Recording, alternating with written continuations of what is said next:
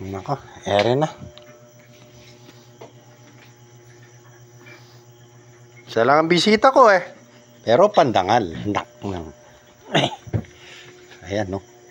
Kung nga rin hindi niya alam, naka-video. Ayun, gumawa na si Darling ng sausawan. Thank you. Nunod kami ng Jewel in the Palace eh. Ayan o. Doon sa kanya kausap ni Lydia sa tanggapan niya. Ba?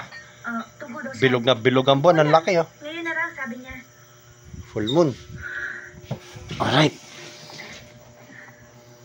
Thank you Lord for everything. Santagay sa tagumpay.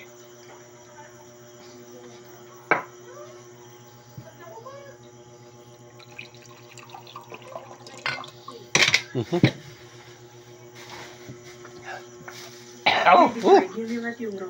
Doon na kayo sa tahanan ng mga panauhin. Ba't kami pupunta doon? Ah.